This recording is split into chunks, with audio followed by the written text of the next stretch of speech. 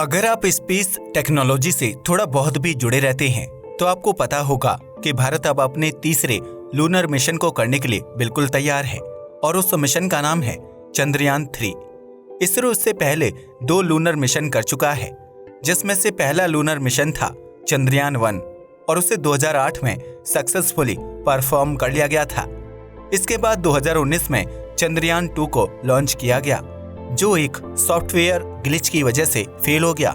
इसी असफलता से सीखते हुए वैज्ञानिक अब दोबारा से चांद पर जाने की कोशिश करने वाले हैं और यह होगा चंद्रयान 3 मिशन के अंतर्गत। आज हम आपको इसी मिशन के बारे में पूरी जानकारी देने वाले हैं। अगर आप चंद्रयान 3 के इस वीडियो को देख लेते हैं तो आपको YouTube पर किसी भी और वीडियो को देखने की जरूरत नहीं पड़ेगी, इसलिए इसे अंत तक जरूर देखिएगा। चंद्रयान 3 पर आने से पहले आइए जानते हैं कि आखिर चंद्रयान 2 मिशन क्यों किया गया था और इसकी असफलता का कारण क्या था। जब से दूसरे ग्रहों पर इंसानों को भेजने की बात शुरू हुई है, तब से हमारी पृथ्वी के चांद पर बहुत सारे मिशन किए जा रहे हैं। अमेरिकन स्पेस एजेंसी नासा से लेकर चाइना तक सभी स्पेस एजेंसी चांद पर जाकर अपने एक बेस को सेटअप करना चाहती हैं। चंद्रयान 2 मिशन के अंतर्गत भारतीय वैज्ञानिक चांद पर पहली बार सफलतापूर्वक सॉफ्ट लैंडिंग करना चाहते थे।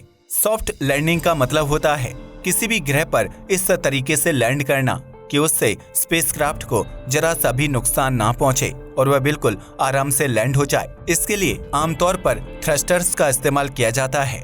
चंद्रयान 2 मिशन के 3 मुख्य ऐसे हिस्से थे, जिसमें से पहला हिस्सा था ऑर्बिटर। जैसा कि इसके नाम से ही पता चलता है, यह चांद के ऑर्बिट में रहते हुए उसकी परिक्रमा करता रहता है और जरूरी डेटा को वैज्ञानिकों तक भेजता रहता है। इसी ऑर्बिटर के जरिए वैज्ञानिक स्पेसक्राफ्ट के बाकी हिस्सों से भी कांटेक्ट कर पाते हैं। इस मिशन का दूसरा हिस्सा था विक्रम लैंडर। जैसा कि इसके नाम से भी पता चलता है, इसका काम था चांद की सतह पर सही सलामत लैंडिंग करना, जिसे सॉफ्ट लैंडिंग भी कहा जाता है। इसी लैंडर के अंदर मौजूद था प्रज्ञान रोवर।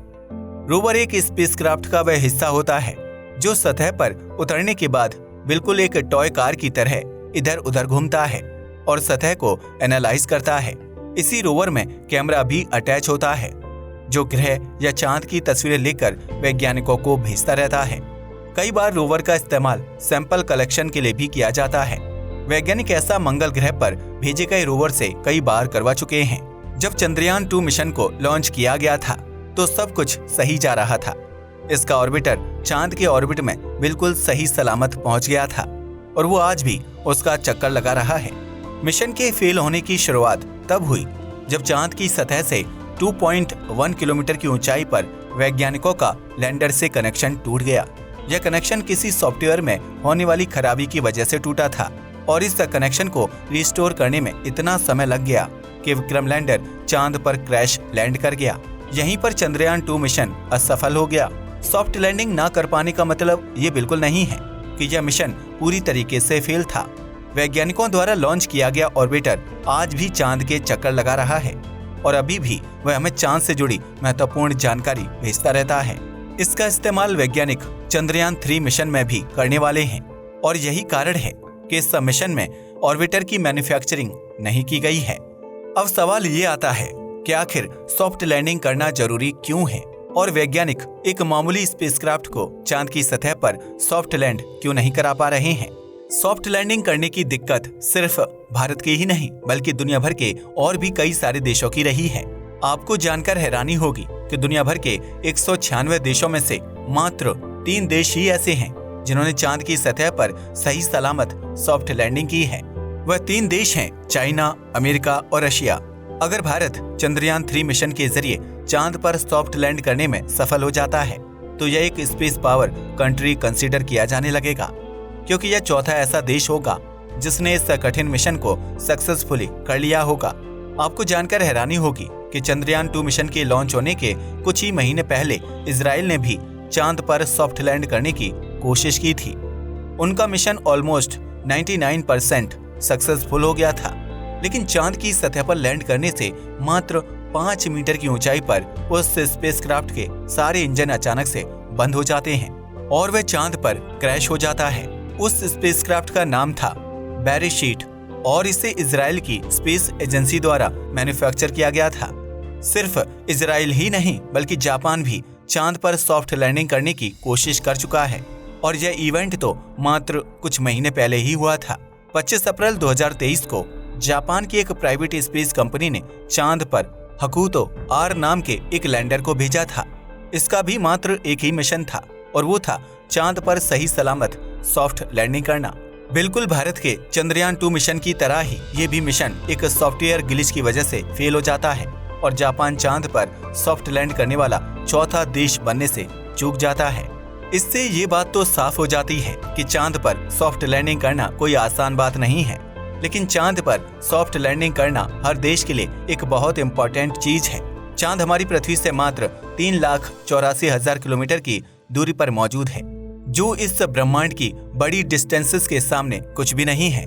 यहाँ पर स्पेसक्राफ्ट भेजने में कम समय और कम पैसे लगते हैं और इसीलिए वैज्ञानिक चांद को एक प्रैक्टिस ग्राउंड समझते हैं। अगर कोई भी स्पेस एजेंसी चांद पर सॉफ्ट लैंडिंग करना सीख जाती है तो उसके लिए बाकी ग्रहों पर जाना और वहां पर स्पेसक्राफ्ट्स को सॉफ्ट लैंड कराना बच्चों का खेल हो जाएगा। वैज्ञानिक खुद ये कहते हैं कि सॉफ्ट लैंडिंग करना एक टेक्निकल चीज नहीं बल्कि एक आर्टिस्टिक चीज है, यानी ये भी एक कला है जिसे प्रैक्टिस के साथ मास्टर किया जा सकता है।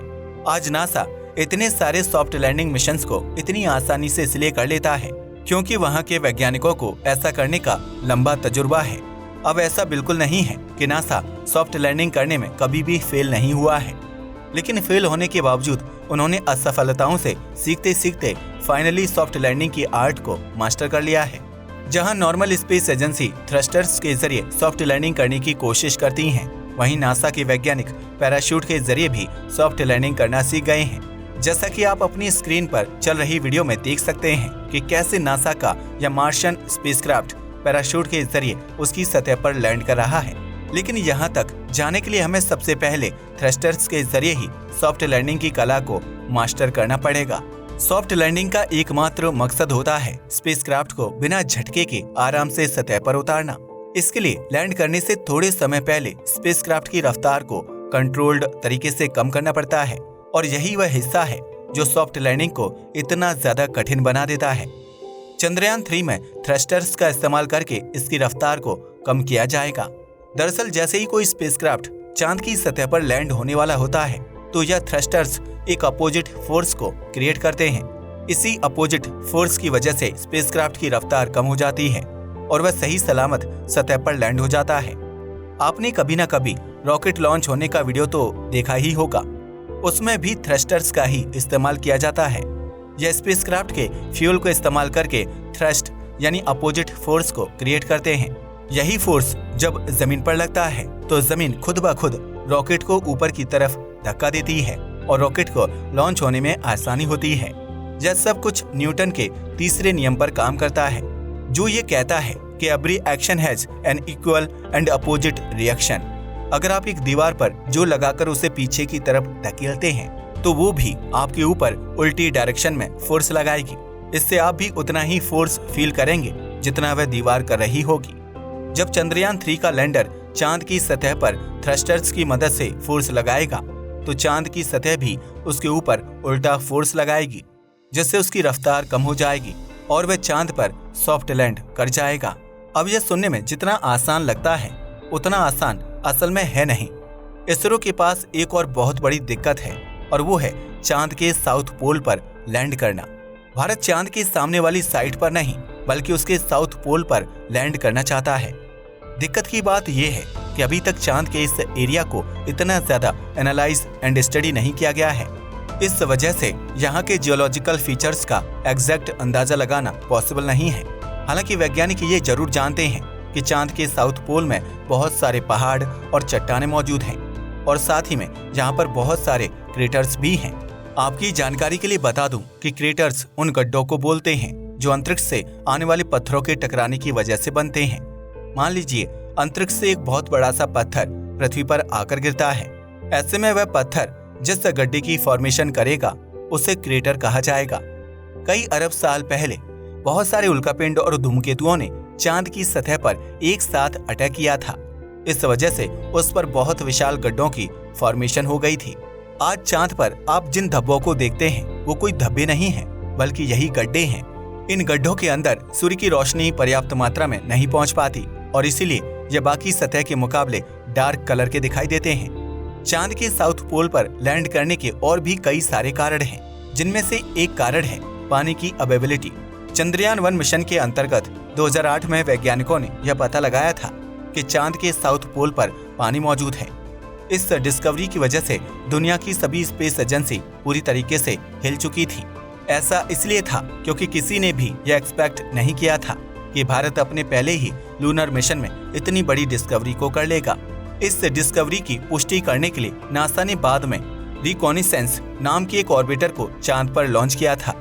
इसने यह कंफर्म किया था कि सच में चांद के साउथ पोल पर पानी मौजूद है। इसरो के वैज्ञानिक चंद्रयान 3 को इस एरिया में लॉन्च करने के बाद इसे और भी ज्यादा एक्सप्लोर करना चाहते हैं। यह डेटा आगे चलकर हमारे देश के लिए बहुत महत्वपूर्ण साबित होगा। जैसा कि आपने सुना ही होगा कि नासा अपने आर्टेमिस मिशन के अंतर्गत इंसानों को चांद पर भेजने की प्लानिंग कर रहा है।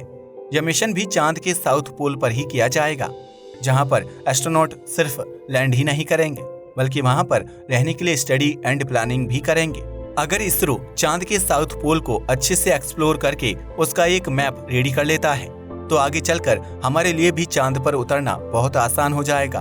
अब शायद आपके दिमाग में ये सवाल हो सकता है कि चांद पर इतनी सारी खाली जगह होने के बावजूद वैज्ञानिक आखिर साउथ पोल पर ही इंसानों को क्यों उतारना चाहते हैं। इसका बहुत सीधा सा जवाब है रेडिएशन। चांद के साउथ पोल पर पूरी तरीके से अंधेरा रहता है और वहां पर सूर्य की रोशनी नहीं पहुंच पाती। सूर्य की रोशनी न पहुंचने की वजह से वहां पर रेडिएशन की मात्रा भी बहुत कम रहती है, जिस वजह से इंस्ट्रूमेंट के खराब होने और एस्ट्रोनॉट्स के कैंसर होने के चांस ऑलमोस्ट 0 हो जाते हैं। इसी रेडिएशन से बचने के लिए वैज्ञानिक साउथ पोल पर लैंड करना चाहते हैं, क्योंकि वहां पर उन्हें इस एक्स्ट्रा दिक्कत का सामना नहीं करना पड़ेगा। चांद के साउथ पोल पर लैंड करने में एक और बहुत बड़ी दिक्कत आती है और वो है डायरेक्ट कम्युनिकेशन। जैसा कि मैंने आपको पहले ही बताया कि चांद का साउथ पोल पृथ्वी से नहीं दिखाई देता है, जिस वजह से यहाँ से वहां तक डायरेक्ट कनेक्शन बनाना पॉसिबल नहीं है। इस कनेक्शन को स्थापित करने के लिए वैज्ञानिक रिले सैटेलाइट का इस्तेमाल करते हैं। यह ऐसी सैटेलाइट होती है जो एक जगह से डेटा लेकर दूसरी जगह ट्रांसफर करती है और कम्युनिकेशन स्थापित करने में मदद करती है। चंद्रयान 3 मिशन में भी चंद्रयान 2 की तरह ही 3 अलग अलग हिस्से मौजूद हैं। इनमें से पहला हिस्सा है प्रोपल्शन मॉड्यूल, जो चांद का चक्कर लगाएगा और एक रिले सैटेलाइट का काम करेगा। ग्राउंड कंट्रोल से वैज्ञानिक जो भी सिग्नल चंद्रयान 3 तक भेजेंगे वह सबसे पहले इस प्रोपल्शन मॉड्यूल तक जाएगा। बाद में यह मॉड्यूल उस सिग्नल को चंद्रयान 3 तक ट्रांसफर कर देगा। यही सेम चीज चंद्रयान 3 से आने वाले सिग्नल्स के साथ भी की जाएगी। इस पूरे प्रोसेस में एक बहुत बड़ी दिक्कत है और वो है कनेक्शन डिले की। स्पेसक्राफ्ट से डायरेक्ट कांटेक्ट करने में और रिले सैटेलाइट के जरिए कांटेक्ट करने में समय का थोड़ा बहुत अंतर आ जाता है। डायरेक्ट कांटेक्ट करने से कम्युनिकेशन इंस्टेंट हो पाता है, जिससे वैज्ञानिकों को स्पेसक्राफ्ट में हो रही हर गतिविधि का तुरंत पता चल जाता है। लेकिन रिले सैटेलाइट से होने वाले कम्युनिकेशन में ऐसा नहीं हो पाता, जो थोड़ी सी रिस्की बात है। चंद्रयान 3 के प्रोपल्शन मॉड्यूल का मुख्य काम होगा लैंडर को एक सही लोकेशन तक ले जाना, जहां पर वह लैंड करने के लिए रेडी हो पाए। ध्यान में रखने वाली बात यह है कि प्रोपल्शन मॉड्यूल अंतरिक्ष में रहकर चांद का चक्कर लगाता रहेगा, जबकि लैंडर उससे अलग होकर सतह तक जाएगा और वहां पर सॉफ्ट लैंडिंग परफॉर्म करेगा। इसी प्रोपल्शन मॉड्यूल में वैज्ञानिकों ने थ्रस्टर्स भी इंस्टॉल किए हैं, जो स्पेसक्राफ्ट को सही दिशा में ले जाने में मदद करेंगे। जब यह मॉड्यूल अपने आप को लैंडर से अलग कर लेगा तो यह खुद ब खुद एक कम्युनिकेशन सैटेलाइट के जैसे काम करने लगेगा। इसके जरिए ही वैज्ञानिक लैंडर में हो रही हर गतिविधि के बारे में सूचित रह पाएंगे। चंद्रयान 3 का अगला और सबसे इम्पोर्टेंट हिस्सा है लैंडर। ऑलमोस्ट हर स्पेसक्राफ्ट का लैंडर एक चौकोर डिब्बे जैसा होता है, जिसके अंदर बहुत सारे इंस्ट्रूमेंट मौजूद होते हैं। चंद्रयान 3 का लैंडर 7552 किलो का है और वह कुछ ऐसा दिखाई देता है। इसी लैंडर के अंदर रोवर भी मौजूद है, जिसका वजन 26 किलोग्राम है। लैंडर के निचले हिस्से पर 4 पैर मौजूद हैं, जिसकी मदद से यह चांद पर सॉफ्ट लैंडिंग कर पाएगा। इसके अलावा आप मध्य भाग में एक थ्रस्टर को भी देख सकते हैं, जो इसे चांद की सतह पर लैंड करने से पहले स्पीड को कंट्रोल करने में मदद करेगा। चांद पर बिल्कुल सही सलामत लैंड करने के लिए वैज्ञानिकों ने इस लैंडर में बहुत सारे इंस्ट्रूमेंट लगाए हैं, जिनके जरिए समय समय पर स्पेसक्राफ्ट की स्टेट का पता लगाया जा सकेगा। सिर्फ इतना ही नहीं, यह सारे इंस्ट्रूमेंट वैज्ञानिकों के कंट्रोल में होंगे, जिससे वे इतना दूर मौजूद होने के बावजूद इस लैंडर की एक्टिविटी को कंट्रोल कर पाएंगे। इनमें से एक इंस्ट्रूमेंट है lander hazard detection avoidance camera, यानी LHDAC, और यह इस लैंडर का एक बहुत ही महत्वपूर्ण इंस्ट्रूमेंट है। जैसा कि इसके नाम से ही पता चलता है, यह चांद पर उतरते समय आने वाली दिक्कतों को न सिर्फ डिटेक्ट करेगा, बल्कि उनसे लैंडर को बचाने की भी पूरी कोशिश करेगा। यह असल में एक कैमरा होगा जो अपने आसपास के वातावरण को हर सेकंड एनालाइज करता रहेगा और आने वाली किसी भी दिक्कत को भांपकर तुरंत ही पृथ्वी पर मौजूद वैज्ञानिकों को सूचित करेगा। इसके अलावा चंद्रयान 3 के रोवर में भी नेविगेशन कैमराज को लगाया गया है, जो चांद पर एक्सप्लोरेशन करते समय रोवर को सही दिशा दिखाने का काम करेंगे। इस रोवर में मूवमेंट के लिए 6 पहिए लगे हुए हैं और ये अपनी सारी एनर्जी सोलर रेडिएशन से कलेक्ट करेगा। ऐसा करने के लिए इसमें सोलर पैनल भी लगाए गए हैं, जिन्हें आप स्क्रीन पर दिखाई जाने वाली वीडियो में क्लियर रूप से देख सकते हैं। रोवर को हमेशा इस तरीके से चलाया जाएगा कि सोलर पैनल सूर्य की तरफ ही रहें और एनर्जी को लगातार कलेक्ट करते रहें। यह रोवर जितना भी डेटा कलेक्ट करेगा, उसे सबसे पहले लैंडर तक भेजा जाएगा। बाद में यह लैंडर सारे डेटा को चांद का चक्कर लगा रहे प्रोपल्शन मॉड्यूल तक भेज देगा। बाद में वह मौजूद यह सारा डेटा पृथ्वी पर बैठे वैज्ञानिकों के साथ साझा करेगा और फाइनली लैंडर का डेटा वैज्ञानिकों तक पहुंच चुका होगा। यह किसी भी इंफॉर्मेशन को ट्रांसफर करने का एक बहुत ही अच्छा तरीका होता है। चंद्रयान के लैंडर में अलग अलग तरह की स्टडी करने के लिए अलग अलग इंस्ट्रूमेंट को इंस्टॉल किया गया है। इनमें से एक बहुत ही इंटरेस्टिंग इंस्ट्रूमेंट है चंद्राज सरफेस थर्मोफिजिकल एक्सपेरिमेंट, यानी CHA-STE। जैसा कि इसके नाम से ही पता चलता है, यह चांद के सरफेस पर होने वाली थर्मल एक्टिविटीज को ऑब्जर्व करेगा और बाद में वह डेटा वैज्ञानिकों तक भेजा जाएगा। अगर आपको नहीं पता तो बता दूं कि थर्मल एक्टिविटीज का मतलब होता है तापमान से जुड़ी एक्टिविटीज। थर्मो शब्द का मतलब होता है गर्मी, और यह जिस किसी भी दूसरे शब्द के आगे लगाया जाता है वहां पर टेम्परेचर का कोई ना कोई लेना देना जरूर होता है। चांद पर हो रहे टेम्परेचर चेंज के बारे में पता लगाने से वैज्ञानिक वहां पर मौजूद पानी की स्टेट का भी पता लगा पाएंगे। इसके जरिए उन्हें मालूम पड़ेगा कि चांद पर मौजूद पानी को एक्सट्रैक्ट करने के लिए उन्हें कितनी एनर्जी का इस्तेमाल करना पड़ेगा। CHA-STE के अलावा चंद्रयान में एक और बहुत महत्वपूर्ण इंस्ट्रूमेंट लगा हुआ है, जिसका नाम है ILSA, यानी instrument for lunar seismic activity. यह इंस्ट्रूमेंट चांद पर आने वाले भूकंप को डिटेक्ट करेगा और उनके जरिए चांद की सतह और उसकी फॉर्मेशन के बारे में पता लगाने की कोशिश करेगा। आपको जानकर हैरानी होगी कि मात्र भूकंप के जरिए वैज्ञानिक पूरे ग्रह और चांद की हिस्ट्री के बारे में पता लगा लेते हैं। दरअसल जब भूकंप आता है तो इससे निकलने वाली वेव्स पूरे ग्रह पर ट्रेवल करती है। इन वेव्स को ट्रैक करके वैज्ञानिक पूरे ग्रह के सरफेस का एक नक्शा बना लेते हैं, जो उन्हें आगे की स्टडी करने में मदद करता है। इसके अलावा यह वेव्स ग्रह के अंदर भी जाती है, जिन्हें ट्रैक करने के बाद वैज्ञानिक ये पता लगा लेते हैं कि उस ग्रह या चांद के अंदर क्या क्या चीजें मौजूद हैं। ये सभी चीजें सुनने में भले ही बहुत आसान लगें, लेकिन इस रिसर्च को परफॉर्म करने में वैज्ञानिकों को सालों का समय लग जाता है। आपको जानकर हैरानी होगी कि पिछले साल मंगल ग्रह पर नोटिस किए गए सबसे बड़े भूकंप को डिटेक्ट किया गया था। इसके जरिए वैज्ञानिकों ने न सिर्फ मंगल ग्रह का पूरा नक्शा बना लिया, बल्कि उसके इंटीरियर के बारे में भी पूरी जानकारी निकाल ली, जिससे उन्हें मंगल ग्रह के पास्ट के बारे में बहुत सारी जानकारी प्राप्त हुई। इसी चीज को भारत के वैज्ञानिक चांद पर रिपीट करना चाहते हैं और यही कारण है कि इस इंस्ट्रूमेंट को चंद्रयान के लैंडर में फिट किया गया है।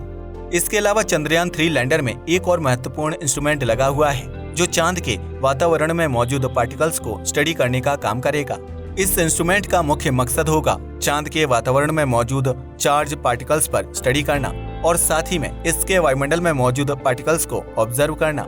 इस इंस्ट्रूमेंट का नाम है the radio anatomy of moon bound hypersensitive ionosphere and atmosphere, यानी RAMBHA। फिलहाल के हिसाब से चंद्रयान 3 को 12 जुलाई 2023 की तारीख को लॉन्च करने की बात कही जा रही है।